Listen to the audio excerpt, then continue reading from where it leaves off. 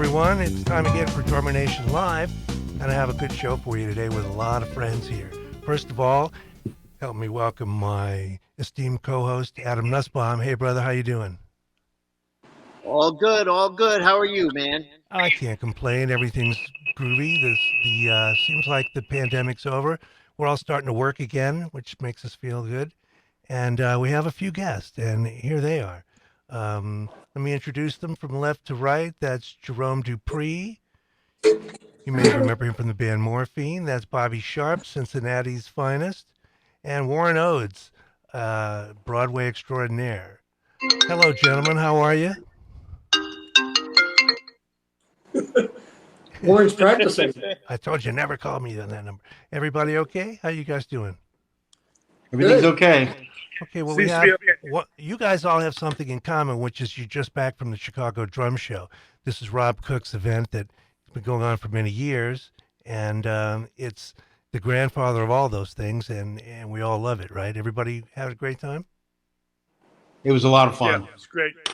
Okay, so who had not been before? Okay, well, let's start with you, Adam. How was it?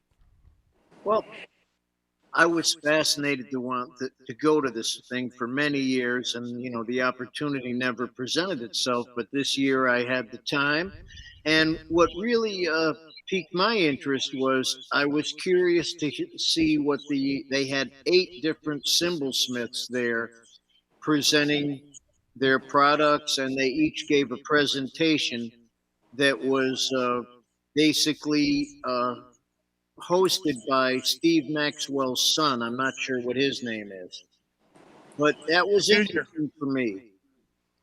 I really missed seeing that. That was right up my alley. I'm sorry I missed it.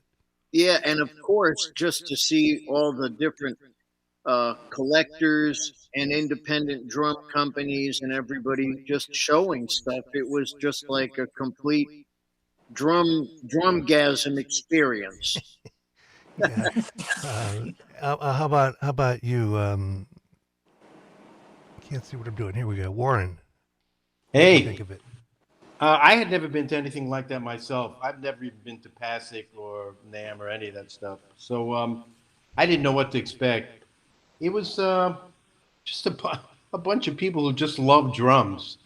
I mean, there was so many booths. It was overwhelming, and so much vintage stuff, and just a lot of people who love to talk about the stuff. And it was fun, man. It was a lot of fun, and hanging with these guys was a lot of fun, and it was great. It's a stone groove, man, and drummers love each other. They really help each other out. Yeah.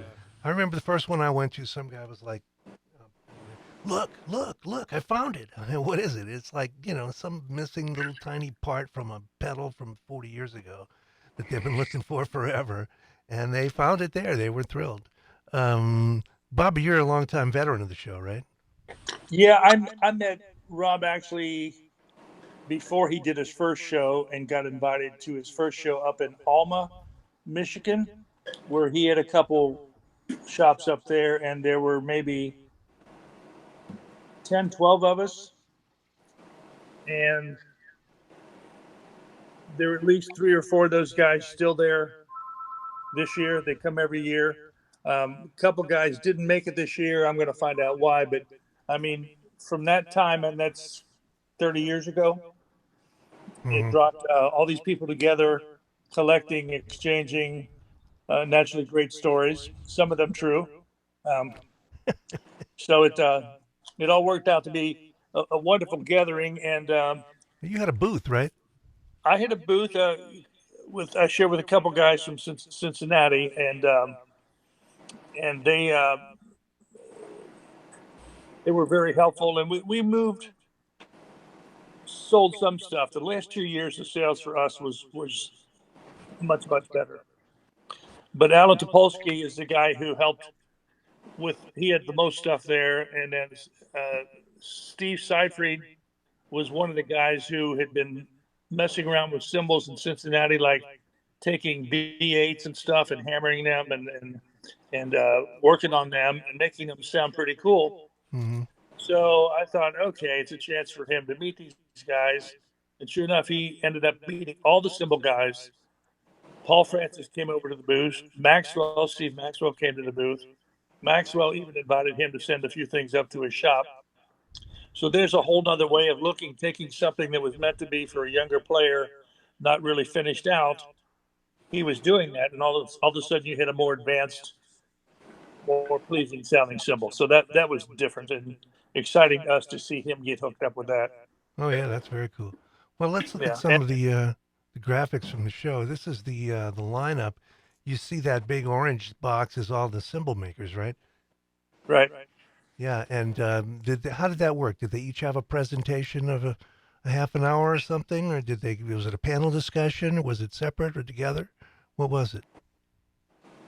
I didn't go over, Yep. so Steve could. Adam, were you over there? I stayed for the whole thing. Each person was interviewed by Maxwell's son and basically talked about what they're doing. They had a half hour each. Right. Okay, and did you get a sense of what the business model was for some of these guys? Because I wonder, they can make great cymbals, but to have a brand, it takes an awful lot of investment. And I wonder if these guys are looking to take on the biggies or to just have fun doing what they do and keep it within, there's only so many cymbals one guy can make. Anybody? Well, one of the guys, I can't remember his name. Maybe it was Byrne. He said it's like a part-time job for him. It's more of a hobbyist. He doesn't depend on it to make a living. Right. And I The talked other to thing- Paul about that too, because there's only so many you can make, and by yourself. So it's a I don't cottage think industry. anybody is trying to compete with the majors. I think you just have people that are, in love with cymbals, and they're trying to make something that they feel good about, that hopefully other people will feel good about. And, there's no way a human with one arm can Right. compete with these companies that have machines and everything like that. Popeye could do it, Adam. Popeye could do it. Well, if you eat your spinach, you might have a chance. I'm just saying. I'm just saying. Jerome and I are in a little shop in Cincinnati today, Badge's Drum Shop. And he's had some of these guys in before I even knew about them. And their stuff sold. I mean, they're really wonderful sounding cymbals in the tradition that I tend to say a little more on the jazz side than the rock side. Lots of color and stick sound and things like that. So it's been going on for a while, and some of these guys are apparently doing enough to keep them from doing it. Well, good for them. Now, these Yeah. guys buy their blanks elsewhere, right? They're not casting. Yes. The only guy who might be casting his own stuff is a guy down in Brazil. Mhm. And through Steve, he mentioned he may be trying to move up to the States, somewhere in the South. Because Steve asked about getting blanks from him, and he says, man, it's really not cost effective. But if I come up to the States and start doing it, I will let you know. So You still have a lot to deal with there in terms of environmental impact. I- You're supposed to we wear a spoke of that respirator before. mask, and it's dangerous, nasty stuff, casting.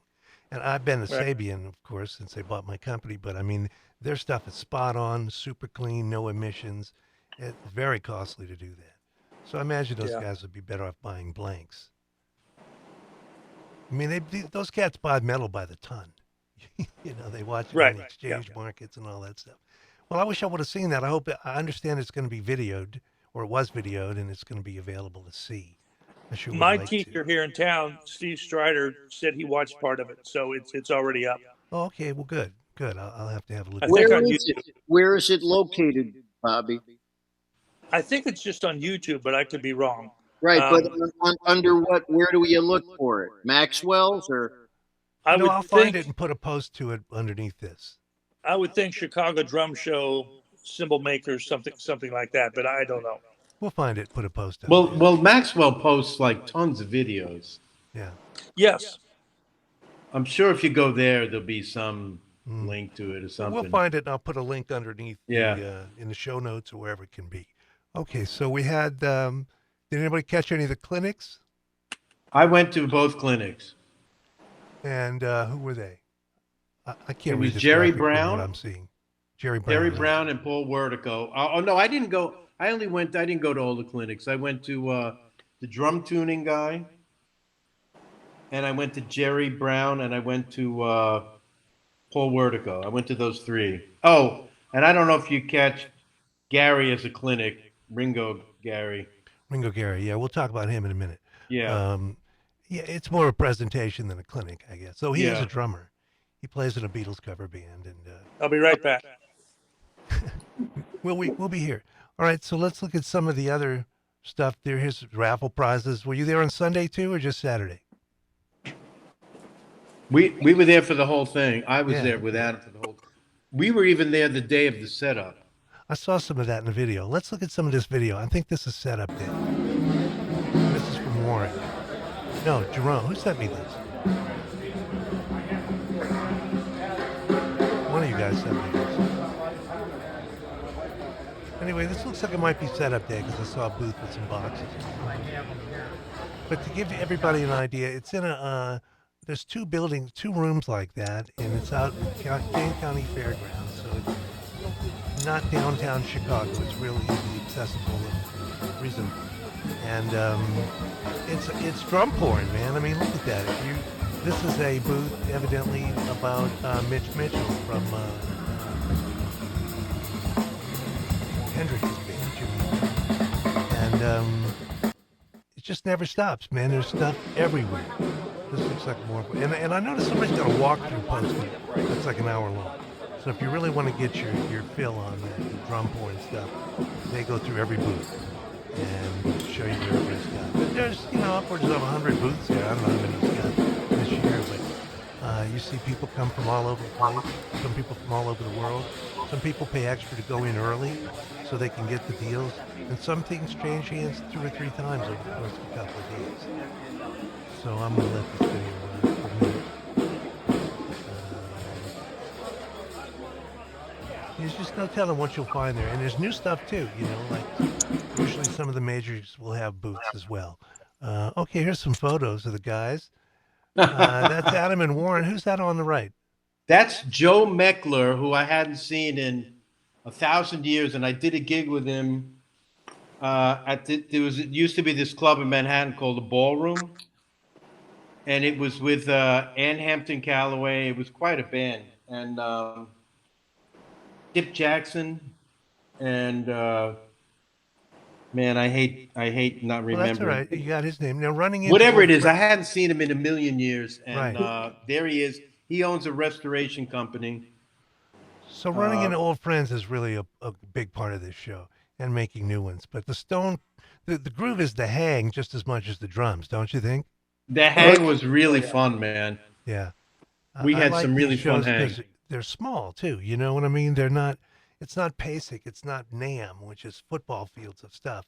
This is fun. It's 2 little buildings there, and everybody can talk to you and relate, and it's a blast. So let's look at some of the gear. Now we're truly into the drum porn. There's a beautiful set of Camcos, and they run the gamut from you better know what you're doing, because somebody will say, well, that's not the 57 Gretsch that we knew, because it's got a different sticker in the inside. People know all that stuff. And it's the gamut from pristine to beat to death, whatever you're looking for. And that looks like a Mardi Gras finish on a Rogers kit. There's a Chicago drum company. They make new stuff with a vintage appeal. And there's some crazy stuff too. Those gentlemen were ex-employees from Slingerland. Yeah, they were. They were the X guys, the X-Men. The X-Men from Slingerland.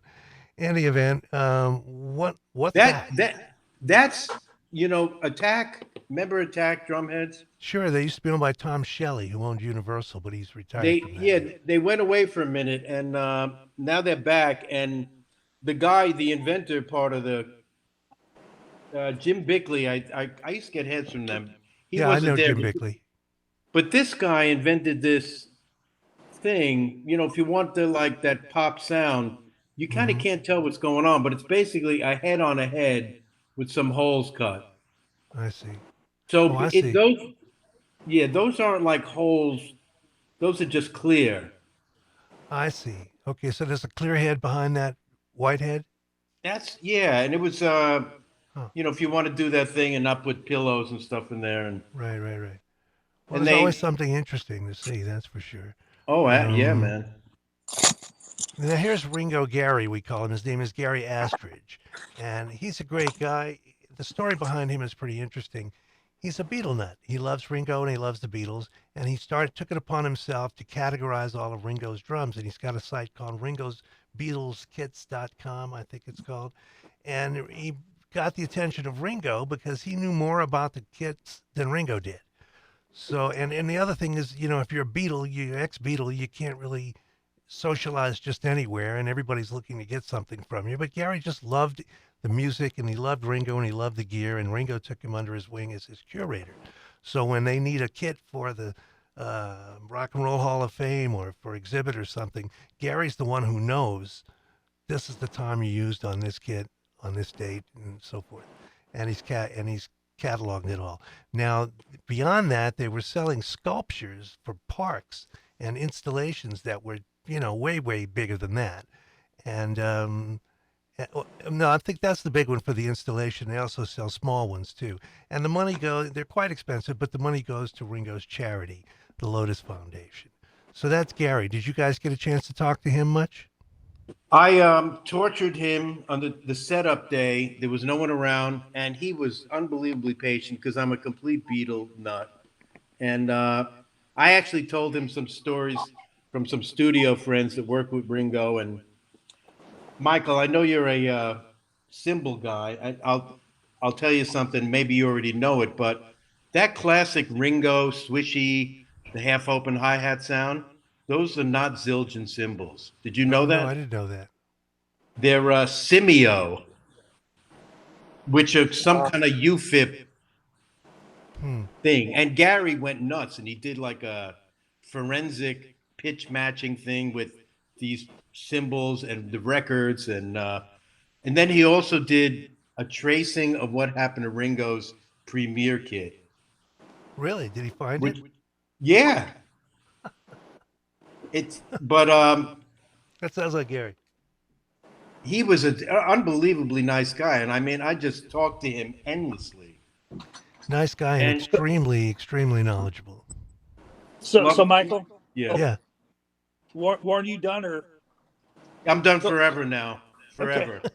I don't believe that.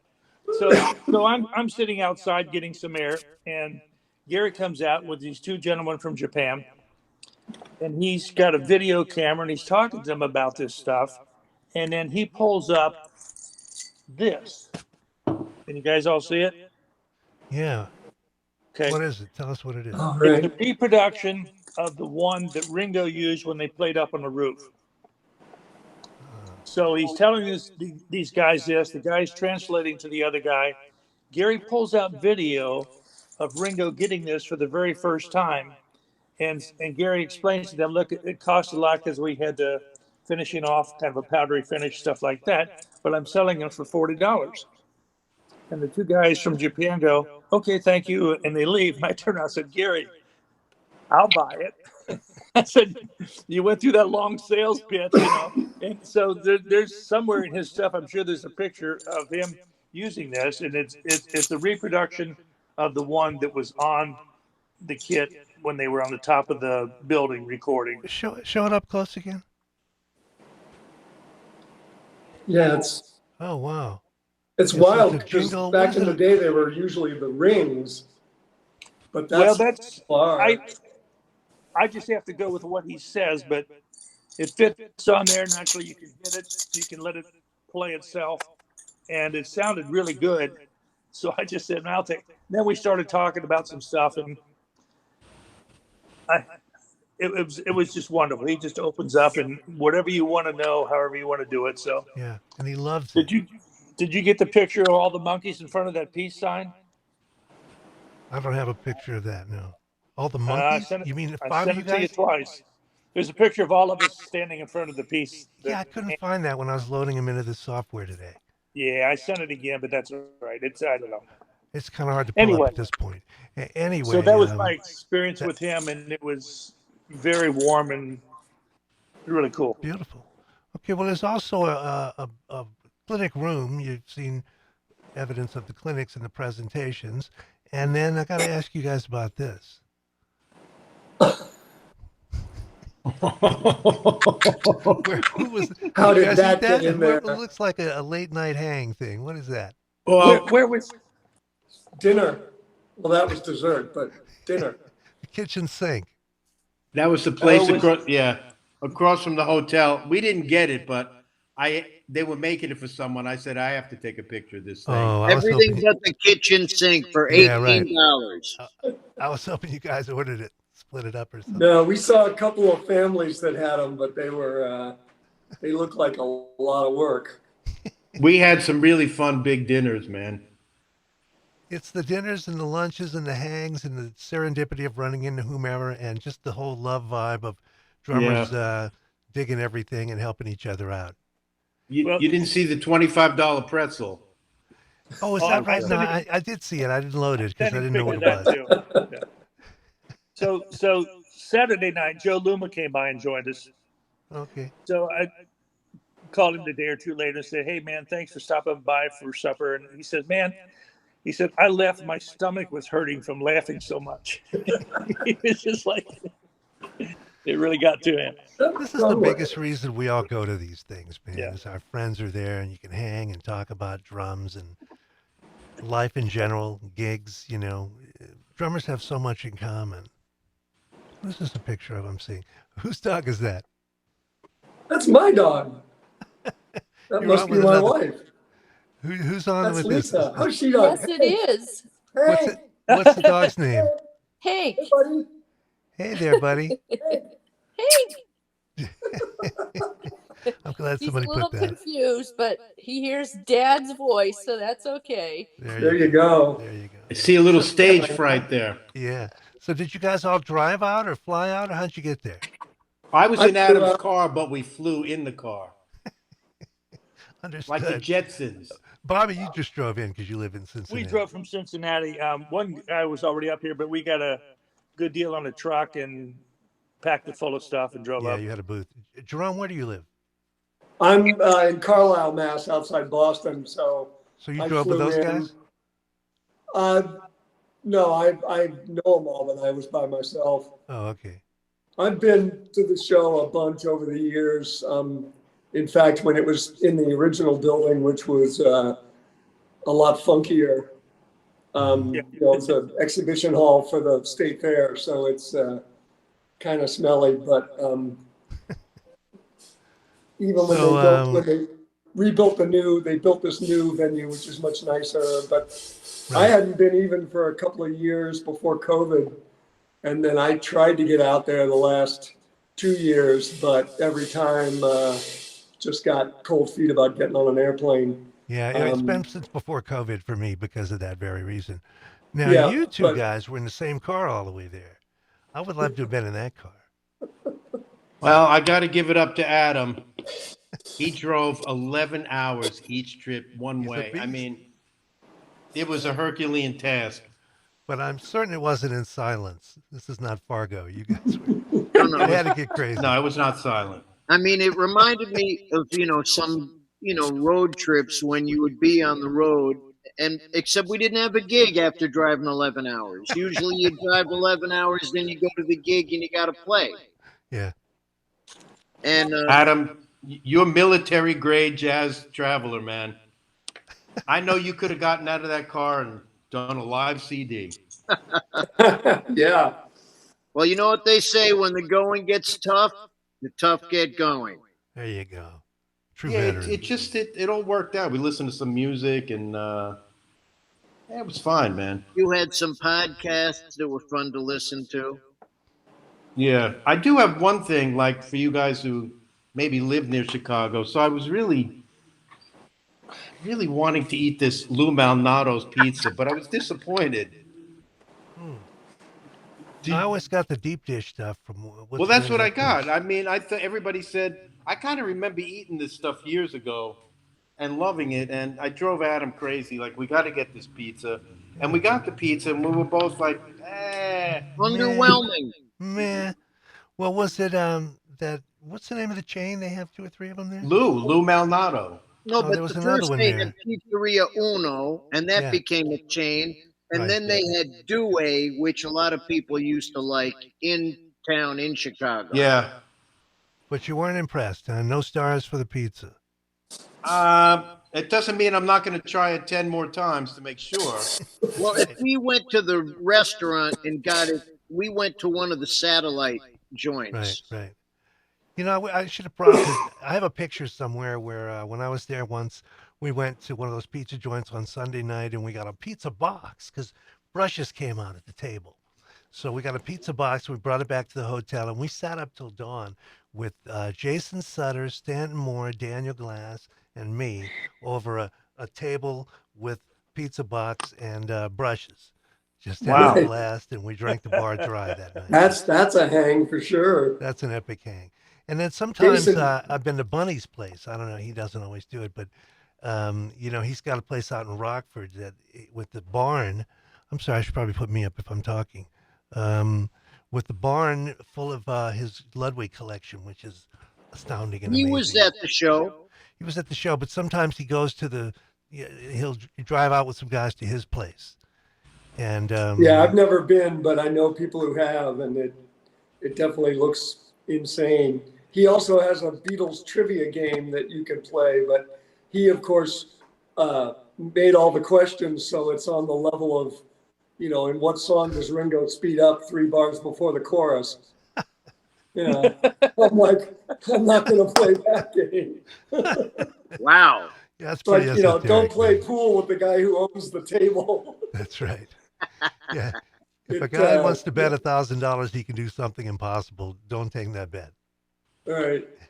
But Bunny's a great egg, and I would love to see the place sometime. A bunch of the Drum Forum folks go out there every year. Yeah, One I of kind these of years, invited I'll make it a myself a point. couple of times just to go see it. Yeah. Well, What next I year, let's thought all was go. I'm going to go interesting- next year. You guys going next year? Yeah. Yep. Well, it Yep. depends on the gig schedule, I know. That's why I didn't go. I had been not working through the whole pandemic and finally had like 2 gigs that weekend, and I thought, I got to play. What I thought was interesting was that Ludwig was there, and also William the Third was there with his new line. Yeah, we Yeah. call him B3. Right. B3. Yeah, there we go. The Haminator. Yeah. Bill the Third. And he's got that company now for a few years. I hope he's doing okay with it. Seemed to have a nice display, and Hmm. you know what I saw looked pretty good. He's a real You know, nice guy.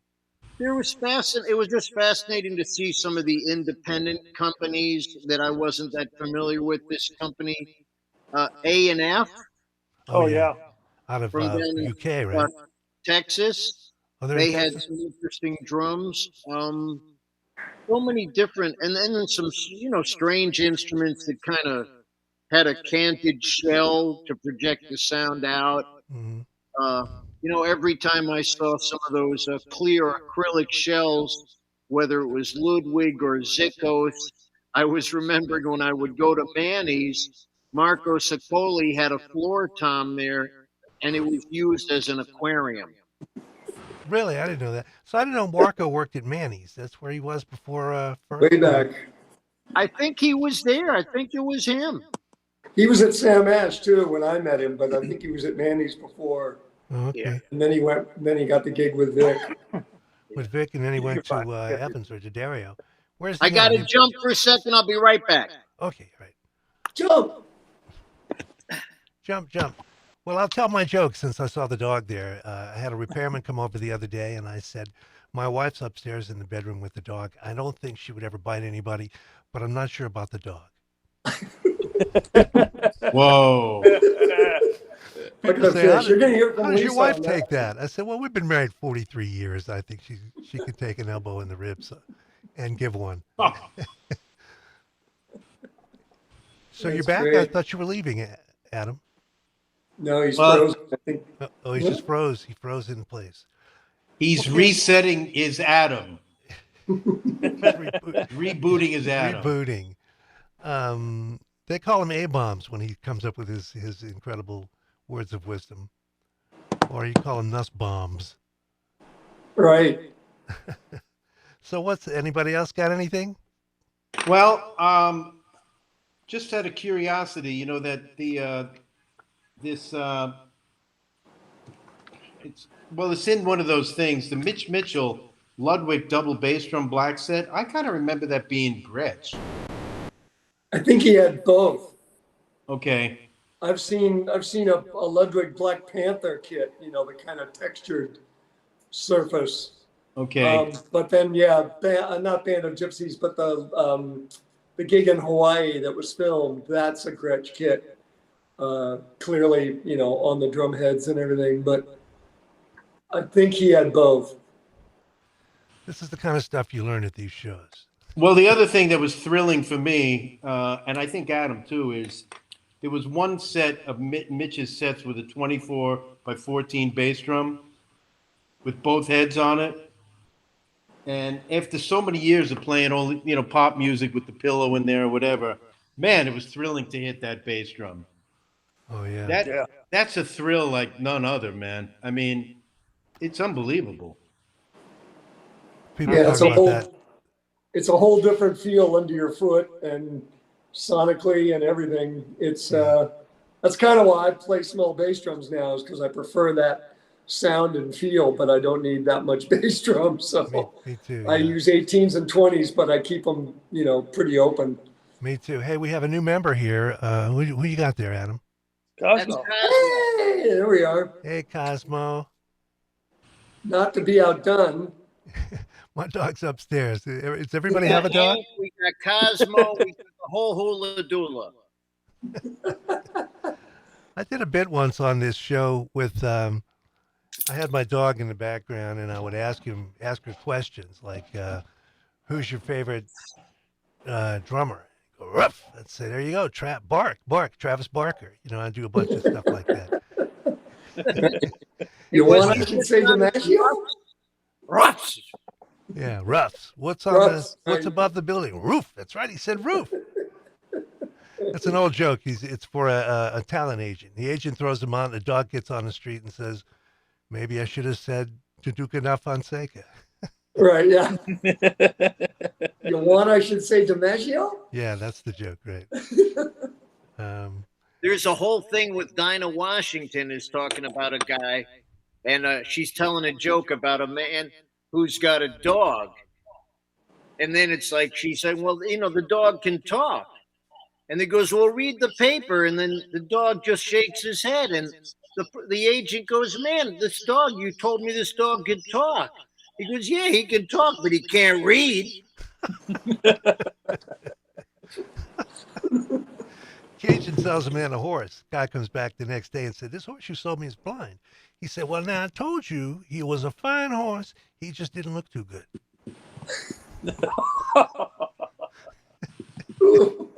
All right, we've degenerated into the sillies. Anybody got anything else before I wrap this baby up in time? No, Not it's great, much. man. It was great to see everybody, and next year we will be there again. And I have it on good authority that Dave Maddox will hopefully be joining us. So Good. that'll up the hang factor considerably. So as we get closer, give me the numbers so I can get us in a place to eat without waiting 45 minutes on Friday night. Yeah, there you go. There you go. All right, that's Jerome at noon Deupree we'll call on the, for a table of 20.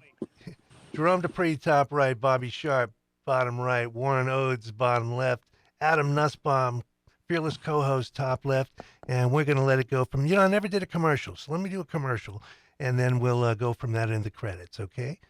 Thank you, everybody. Thank you. Thank you. Great to see everybody. And Yeah. thank you, everybody, for Look forward watching. to seeing you again. Take care. Hi, I'm Stan Kiawa, and welcome to Oh, Professional Drum damn. Shop. 1959 it opened up. Here we have Buddy Richards, the last set he ever played. Last gig he played with Mel Torme at the Palladium. I set it up for him. One of the most iconic pictures is this one. Joe Morello Clinic around 1963. Mr. Hal Blaine, good friends of the store for decades. The stories that go on, I mean, if these walls could talk, holy mackerel, we'd all go to jail. Hello everyone, my name is David Victor. I'm General Manager with the Craviato Drum Company. We wanted to offer a one-ply, solid shell product but we wanted it to stay true to our mission of offering handmade drums of uncompromised quality built here in the USA. So take a listen to our Center Stage Series drum set.